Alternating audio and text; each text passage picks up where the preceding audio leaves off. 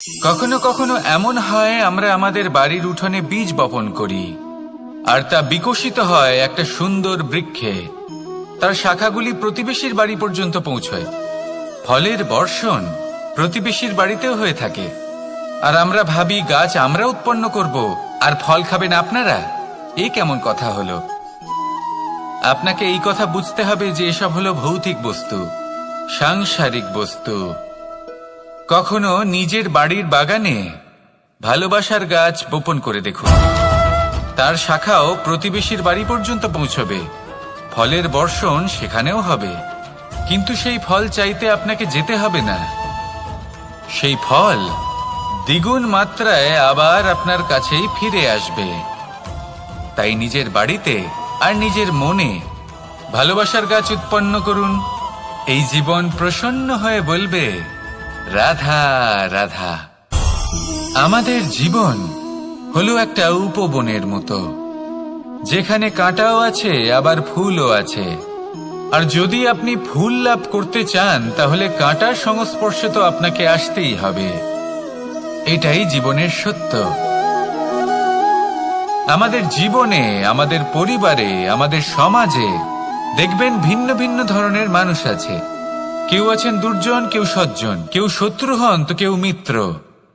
যদি আপনি দুর্জনদের কাছে যান তাহলে শুধুই কষ্ট পাবেন, যদি আপনি শত্রুর কাছে যান তাহলে ঝামেলায় জড়িয়ে পড়বেন। তার চেয়ে ভালো আপনি সজ্জনদের কাছে যান, আনন্দ এবং জ্ঞান লাভ করবেন। নিজের মিত্রদের কাছে যান, আপনি সাহস লাভ করবেন।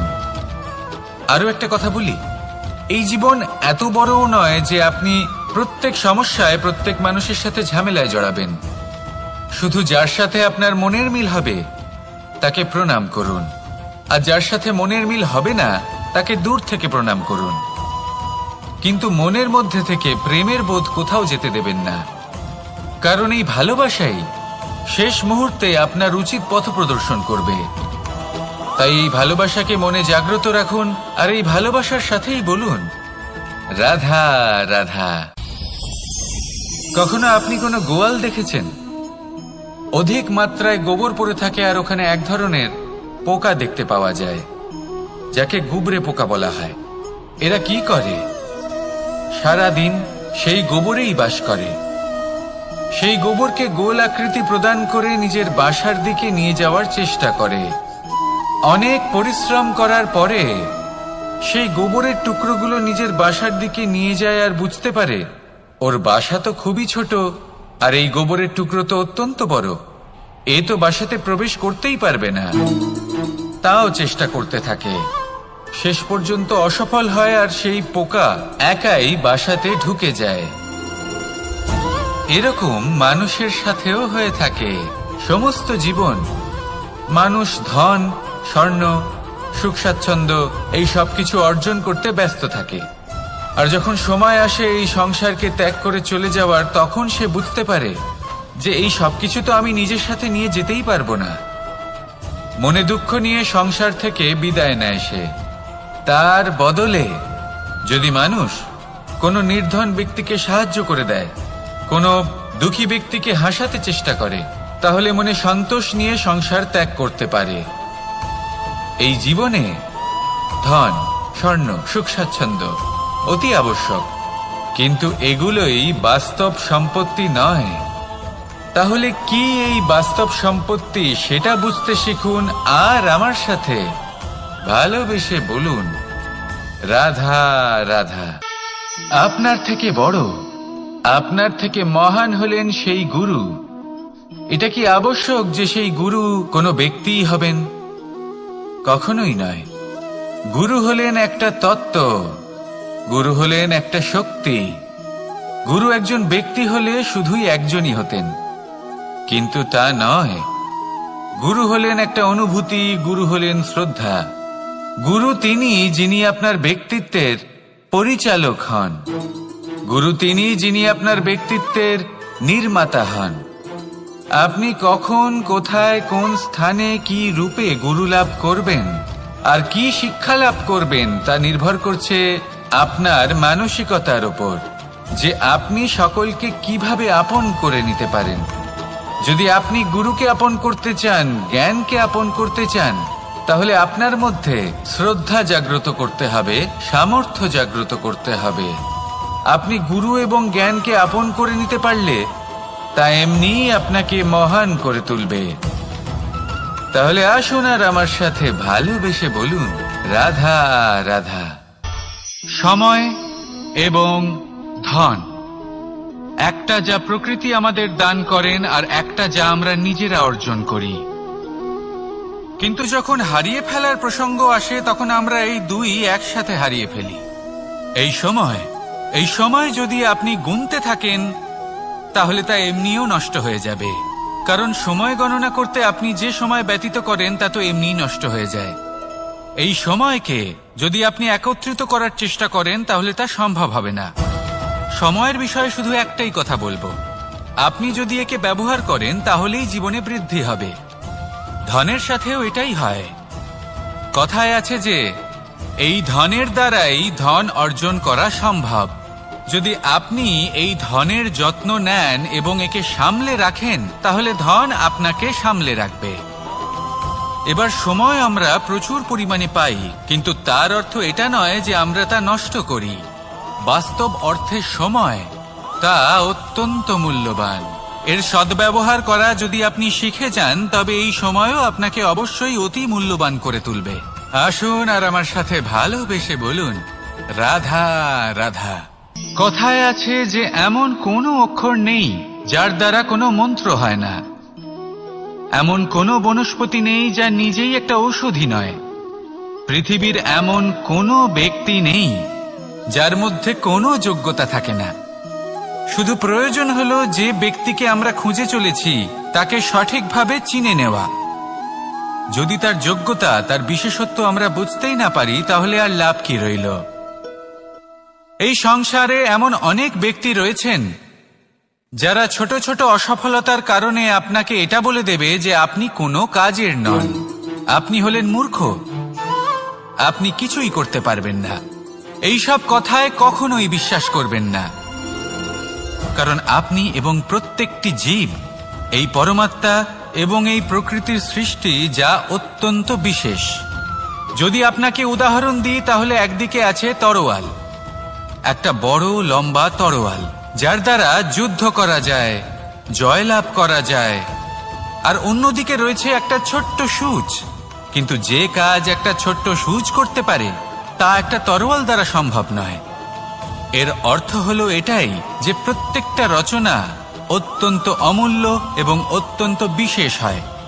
তাহলে বিশ্বাস রাখুন যে আপনি অত্যন্ত বিশেষ একজন, আর প্রেমের সাথে বলুন, রাধা রাধা।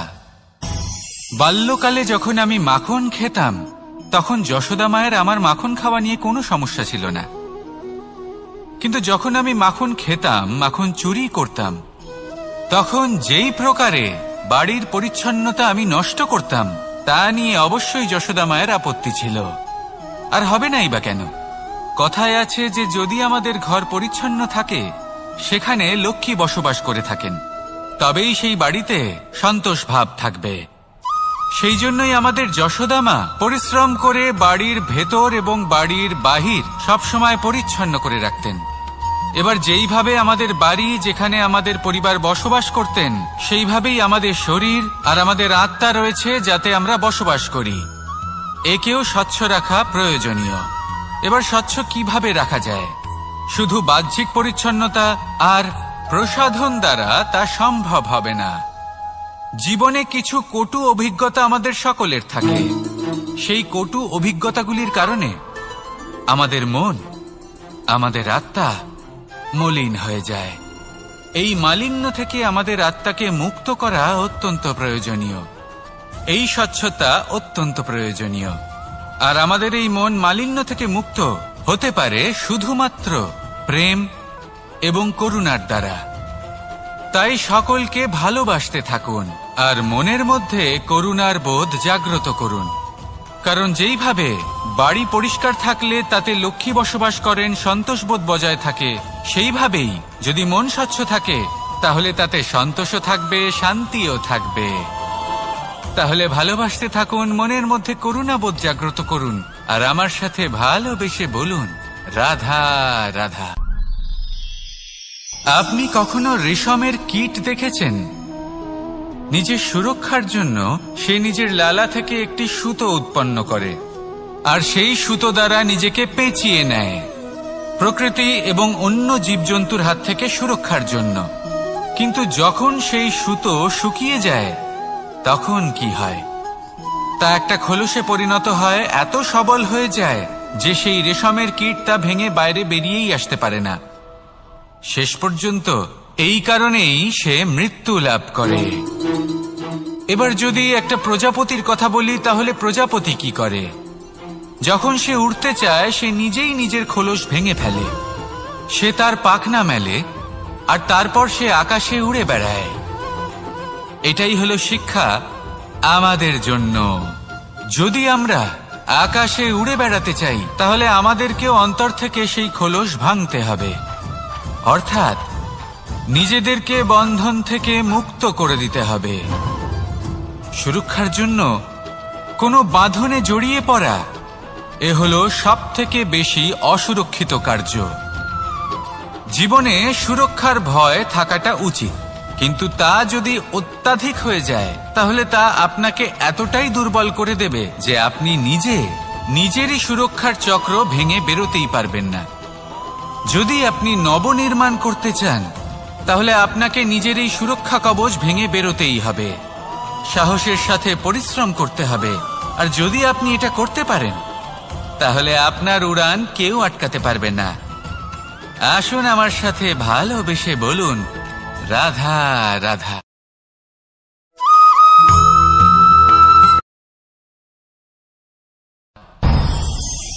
আমি মনুষ্যরূপে জন্ম নিয়েছি এবং সমস্ত কর্ম এই রূপেই করেছি। কিন্তু আশ্চর্যের বিষয় হলো যে আজও মানুষ আসেন এবং হাত জোড় করে প্রার্থনা করেন যেন আমি ওনাদের সহায়তা করি। আপনাদের একটা কথা বলতে চাই, আমি সকলকে সাহায্য করতে পারবো না, কিন্তু আমি শিক্ষা অবশ্যই দিতে পারবো, জ্ঞান প্রদান করতে পারবো। এমন কিছু জ্ঞান যার ভিত্তিতে মানুষ যা চাইবেন তাই লাভ করতে পারবেন যদি সঠিক কর্ম করতে থাকেন। যখন কংসের অসুররা গোকুলে ধ্বংসলীলা চালাচ্ছিলেন তখন আমি কারোর থেকে সাহায্য চাইনি। আমি দাঁড়িয়েছিলাম এবং আমি তার বিরোধিতা করেছিলাম। সবাই বলেন যে আমি ছোট্ট একটা আঙুলে গোবর্ধন পর্বত তুলেছিলাম, কিন্তু আমি কি ওখানে একা ছিলাম? কখনোই নয়। আমার সাথে অসংখ্য গোকুলবাসী, অসংখ্য বর্ষণাবাসী ছিলেন, নিজের হাতে একটা লাঠি নিয়ে। ওনাদের মনোবল, ওনাদের আশীর্বাদ আমার সাথে ছিল। মহাভারতে আমি শুধুই শিক্ষক ছিলাম, আমি শুধুই শিক্ষা দিয়েছি। লক্ষ্য সাধন করেছে অর্জুনই, যুদ্ধ করেছে অর্জুনই এবং জয়ীও হয়েছে অর্জুনই। আমি শুধুই শিক্ষা দিতে পারি। অবশেষে আপনাকে শুধু এটুকুই বুঝতে হবে যে ঈশ্বর সবকিছু করতে পারেন না, করতে হবে আপনাকে। ঈশ্বর আপনাকে আশীর্বাদ করতে পারেন যে কাজ আপনি মন থেকে করবেন সেটা অবশ্যই পূরণ হবে। সেই জন্য নিজের লক্ষ্যের পথে এগোতে থাকুন। চেতনা, বিবেক এবং পরিশ্রমের দ্বারা আপনার যা যা স্বপ্ন আছে, যা লক্ষ্য আছে, আপনি অবশ্যই লাভ করবেন। আর এই মন সুপ্রসন্ন হয়ে বলবে, রাধা রাধা। ওমা, এ কি? আমি কখন থেকে এখানে অপেক্ষা করছি, হাত পেতে দাঁড়িয়ে রয়েছি যাতে একটা ফল আমার হাতে এসে পড়ে এবং সেটা আমি খেতে পারি। কখন থেকে অপেক্ষা করছি, কিন্তু সেটা হচ্ছেই না।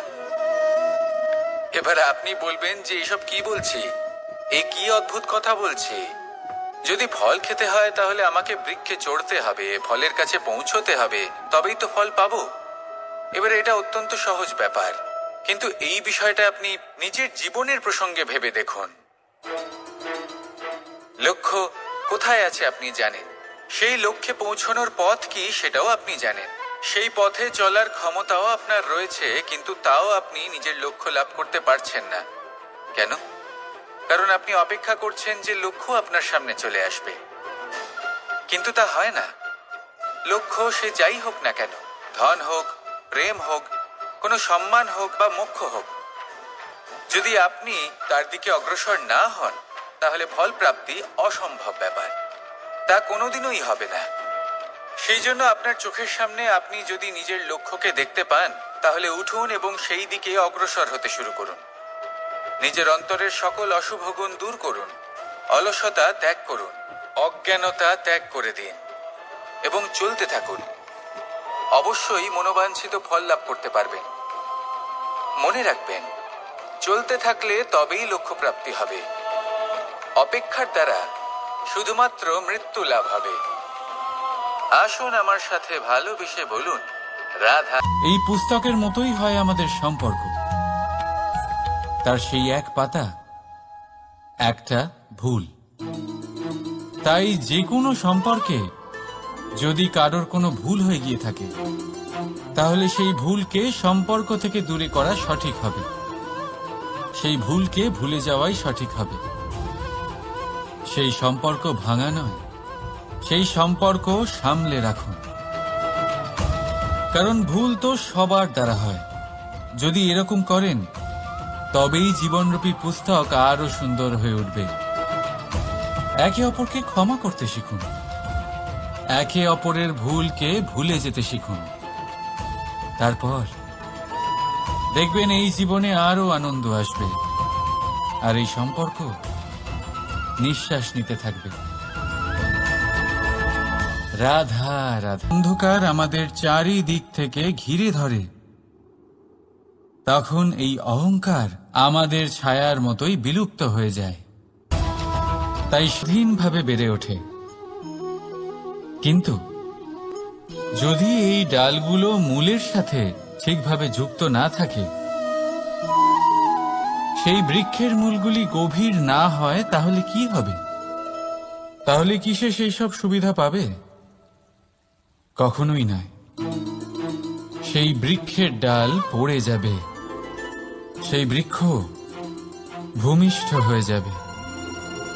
ঠিক সেইভাবেই চিন্তাভাবনার স্বাধীনতার আনন্দ আপনি তখনই আস্বাদন করবেন যখন আপনার শিক্ষা গভীর হবে। করুন, শেষ পর্যন্ত কারা এই কয়েকজন মানুষ? এই সংসারে প্রতিটি মানুষেরই নিজের আলাদা আলাদা ব্যক্তিত্ব আছে, আলাদা দৃষ্টিভঙ্গি আছে। তাই যদি আপনি এটা ভাবেন যে আপনি সবাইকে খুশি করতে পারবেন, তাহলে আপনি ভীষণ বড় ভুল করছেন। জীবনে কর্ম তাই করুন যাতে আপনার অন্তরাত্মা সন্তুষ্ট হয়, আর অন্তরাত্মা সন্তুষ্ট তখনই হবে যখন আপনার কর্ম শুভ হবে। তাই নিজের মনের কথা শুনে এই সংসারে শুভ কর্ম করতে থাকুন, তবেই এই সংসারের কর্মে আপনি সার্থক হবেন। রাধা রাধা। এই পাতাকে দেখুন, কত কোমল, কত শীর্ণ। যদি এর উপরে একটুও জোর খাটান বেঁকে যাবে। পাতা তো এরকমই হয়, একটু জোর খাটালেই তা বেঁকে যায় এদের নমনীয়তার জন্য।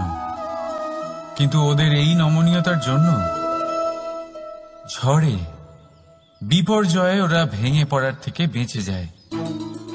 যদি এদের বদলে কোনো দৃঢ় বৃক্ষ হয়, তখন হাওয়ার তীব্র গতি সে সহ্য করতে পারে না, তার সম্মুখীন হতে পারে না, ভেঙে পড়ে যায় সে। ঠিক সেই রকমই হয় আমাদের সম্পর্ক। যদি এর মধ্যে সম্পর্ক নিচু করবেন না, সম্পর্কের সামনে নত হতে শিখুন। রাধা রাধা। প্রেম, আমরা সকলে প্রেম করি, প্রেম পাওয়ার চেষ্টা করতে থাকি। আর এমনও অনেক মানুষ আছেন যারা প্রেম অর্জন করেও ফেলেন, কিন্তু সেখান থেকে শুরু হয় এক নতুন অধ্যায়ের। আচমকা দুই প্রেমীর কিছু অনুচিত বলে মনে হতে থাকে। আচমকা দুজনে নিজেদের অস্তিত্ব নিয়ে বিচলিত হতে থাকেন। এবার এমন হলে কি করা যেতে পারে? দেখুন, এই হলো হলুদ।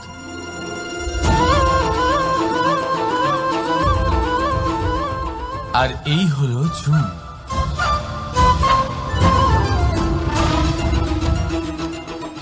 এবার এটাকে দেখুন, প্রেম আপনাকে কোথায় কোথায় নিয়ে যায়। রাধা রাধা। এই সংসারে অসংখ্য মানুষ অর্থ আর সামর্থ্য দিয়ে মূল্যায়ন করেন যে কোনো মানুষের, নিজেদেরও আর অন্যদেরও। আর বহুবার অর্থ আর সামর্থ্য অর্জন করতে গিয়ে আমরা সময়, সম্পর্ক আর স্বাস্থ্য পিছনে ফেলে আসি। আমরা তার খেয়াল রাখি না। ভাবি যে একবার এই অর্থ আর সামর্থ্য অর্জন করে নেওয়ার পর তারপর সময়ও আমাদের কথা মতো চলবে, সম্পর্কগুলো আরো মধুর হয়ে যাবে, আর স্বাস্থ্যও আমাদের হাতের মুঠোয় থাকবে। কিন্তু এই অর্থের জন্য যখন আমরা এই তিনটেই হারিয়ে ফেলি, তখনই আমরা বুঝতে পারি যে আমরা কতটা অর্থহীন ছিলাম। আর তারপরে সংসারের সমস্ত অর্থ সংগ্রহ করে নেওয়ার পরেও আপনি আপনার ফেলে আসা সময় কখনোই ফেরত পাবেন না, না সেই সম্পর্ক আর না সেই স্বাস্থ্য। সেই জন্য এই তিনটির মূল্যই বুঝে নিতে শিখুন অনেক দেরি হয়ে যাওয়ার পূর্বে।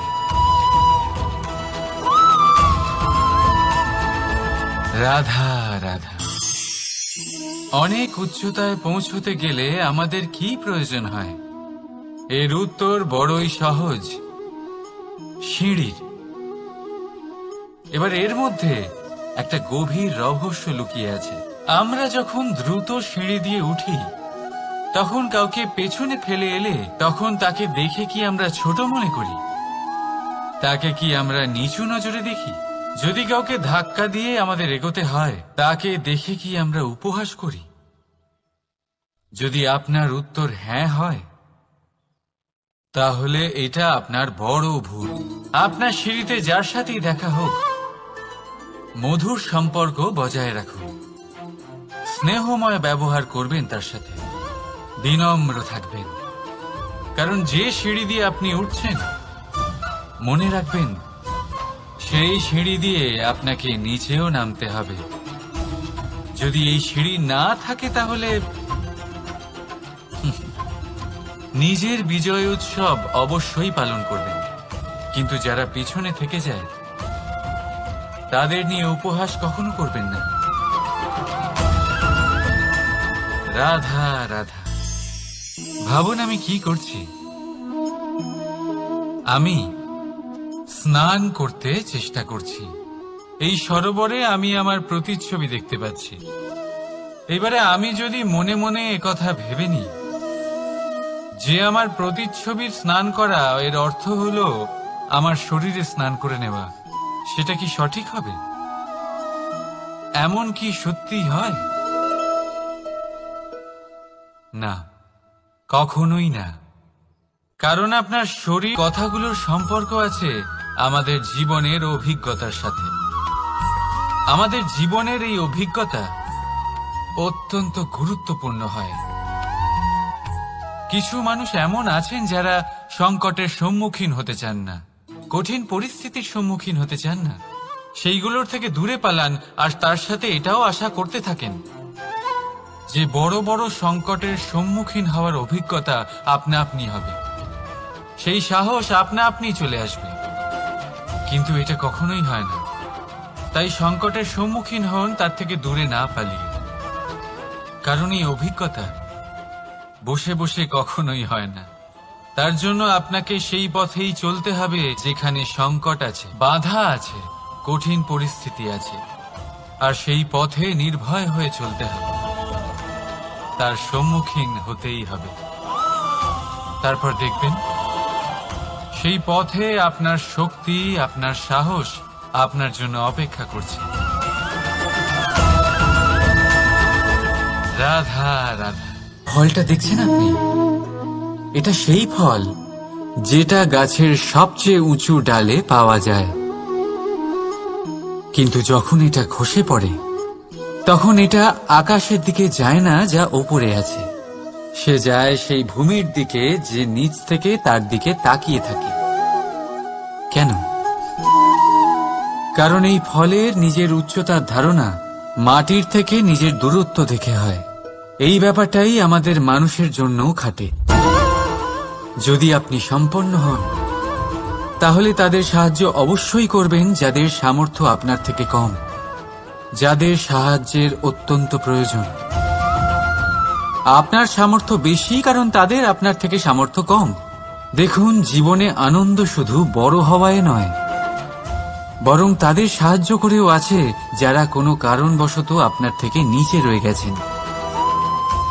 আর যখন একটা ফল এই কথাটা বুঝতে পারে, তখন আপনি নয় কেন? রাধা রাধা। সময় বড়ই বিচিত্র অনুভব দেয়। যখন অপেক্ষা করছেন তখন অনেক লম্বা হয়ে যায়। প্রতিটা মুহূর্ত একটা গোটা দিনের মতো মনে হয়। ঠিক সেইভাবেই যদি কোথাও যেতে দেরি হয়, তখন সময় দৌড়তে থাকে। প্রসন্নতায় বয়ে যায় আর নিরাশায় থমকে যায়। আপনদের সাথে থাকলে সময়ের খেয়ালই থাকে না। শত্রুদের সাথে থাকলে সেই সময়ই খারাপ হয়ে যায়। কিন্তু এটাই কি সত্যি বাস্তব? না, সময় তো সময়ই হয়, নিজের গতিতেই চলে সে। শুধু সেই গতির আভাস আমাদের মানসিক অবস্থা অনুযায়ী বদলে যেতে থাকে। তাই এই সমস্যা সময়ের নয়, আমাদের মানসিকতা। তাই নিজেকে খুশি রাখুন, অন্যদেরও খুশি রাখুন। আগের সমস্ত ঘটনা ভুলে যান আর একটা উজ্জ্বল ভবিষ্যতের দিকে অগ্রসর হন। সময় সবসময় ভালোই লাগবে। প্রেম করুন সবার সাথে, সময় সবসময় সুখেই কাটবে। রাধা রাধা। অগ্নি জীবনে খুব মহত্বপূর্ণ হয়। এই অগ্নি উজ্জ্বলতা হয়ে আমাদের জীবিত রাখে। কিন্তু ভাবুন, যদি এই উজ্জ্বলতা ক্রোধের অগ্নি হয়ে দিকভ্রষ্ট হয়, তাহলে কি হবে? একটা ছোট পাতা দিয়ে শুরু করে গোটা বনকে ছারখার করে দিতে পারে। ঠিক সেরকমই মানুষের ক্রোধের আগুনও অন্যদের তো ভস্ম করেই, কিন্তু তার পূর্বে স্বয়ং নিজেকেই ভস্ম করে দেয়। তাহলে কি করা যায়? কি করে নিয়ন্ত্রণ করা যায় তাকে? উত্তর হলো তাতে জল ঢেলে দিয়ে, জলের মতো বইতে দিন একে। ঠিক সেইভাবে যেমন সূর্য নিজের অগ্নিকে তেজ বানিয়ে আপনার কাছে পৌঁছে দেয়। এটাই পার্থক্য সূর্যের অগ্নি আর ক্রোধের অগ্নির মধ্যে। সূর্যের অগ্নি বিচ্ছুরিত হয়ে প্রতিফলিত হয়ে আসে, আর সেই জন্যই তাকে তেজ বলা হয়। অন্যদিকে আমাদের ক্রোধের আগুনের কোনো সীমাই থাকে না। তাহলে নিজের অন্তরের শক্তিকে ক্রোধের আগুন বানিয়ে জ্বালাতে চান, নাকি উজ্জ্বলতা বানিয়ে বিস্তারিত করতে চান? সিদ্ধান্ত আপনার। রাধা রাধা। এই সংসার অনেকটাই বড়, আর আমরা তার কাছে অত্যন্ত নগণ্য। এই সংসারে এমন অনেক মানুষ পাওয়া যায় যারা বোঝান যে এই সংসারটা কতটা বড়, কতটা অদ্ভুত, কতটা সুন্দর। আর এই সংসার রচনা করে পরমেশ্বর কত মহান এক কাজ করেছেন। কিন্তু আপনি এই জীবনে মাত্র কয়েকজন মানুষকেই পাবেন যারা আপনাকে এটা বলবেন যে এই সংসারে আপনি কতটা গুরুত্বপূর্ণ, আপনি কতটা অদ্ভুত। যদি আপনি তাদের সাথে থাকেন, তাহলে তারা নতুন কিছু সৃষ্টি করতে পারেন, এই সংসারকে আরো কতটা পবিত্র করতে পারেন। তাই এই সংসারকে গুরুত্ব না দিয়ে সেই মুষ্টিমেয় কিছু মানুষকে গুরুত্ব দিন, কারণ তারাই হলো আপনার আপনজন, আর তারাই আপনাকে সঠিক পথে চালিত করবে। মানুষকে তো বর্ষার স্রোতও বয়ে নিয়ে যেতে পারে, তাকে সাগরও ডুবিয়ে দিতে পারে, কিন্তু গঙ্গা জল সবচেয়ে বেশি শুদ্ধ, কারণ তার কয়েক ফোঁটা মানুষকে মুক্ত করে দেয়। রাধা রাধা। এ হলো একটা পাতলা সুতো। ভাবছি যদি এটা দিয়ে আমি পোশাক বানাই, তাহলে নিজের জন্য কত সুন্দর একটা পোশাক বানাতে পারবো। দেখুন, এই সুতো জোড়া লেগে গেল। শুধু পার্থক্য হচ্ছে এটাই যে আগের মতো এটা আর সরল নেই, আর এটার দৈর্ঘ্য আগের থেকে কিছুটা কমে গেছে। এই সংসারে প্রেমের সাথেও ঠিক এটাই হতে পারে।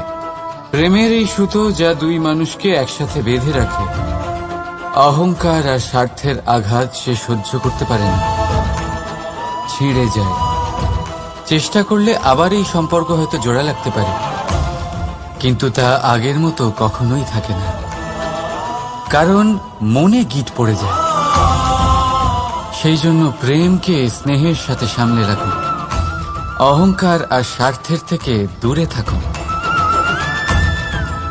রাধা রাধা। আগুন কি করে? জ্বালায়। সেটা কাঠই হোক, কয়লা হোক, বস্ত্র হোক, যাই আপনি আগুনে দেবেন তা ভস্ম হয়ে যাবে। কিন্তু সোনা, যদি আপনি সোনা আগুনে ফেলেন, তাহলে তা কুন্দন হয়ে নিজের অস্তিত্ব তৈরি করে। যদি আপনি লোহা গরম করেন, তাহলে তা ইস্পাত হয়ে যায়, তার সাথে কোনো অনিষ্ট করতে পারবে না। রাধা রাধা। মানুষের জীবন কি? আপনি বলতে পারেন জন্ম আর মৃত্যুর মধ্যেকার সময়। আর মৃত্যু কখন হয়? যখন মানুষ শ্বাস নেওয়া বন্ধ করে দেয়, হাত পা নাড়ানো বন্ধ করে দেয়, ভাবা ছেড়ে দেয়। এমনটা নয়, মানুষের অন্তর। তার মৃত্যু তখনই হয় যখন তার অন্তরের করুণা শেষ হয়ে যায়। করুণা সেই ভাব যা মানুষকে মানুষ করে তোলে, যা এক মানুষকে আরেক মানুষের কষ্টে তার প্রয়োজনীয়তা অনুভব করে, আর সেটাই তাকে শক্তি দেয় অন্য কাউকে সহায়তা করার জন্য, তাকে পাত্র করে এই সৃষ্টির নিয়ন্তা হবার জন্য। দেখুন, এই সংসারে মৃত্যু কেবলমাত্র একবারই হয়, তাই তার আগে কেন মরব? এই করুণাকে কেন মারব? নিজের মনুষ্যত্ব বজায় রাখুন, মৃত্যুর পরেও আপনি জীবিত থাকবেন।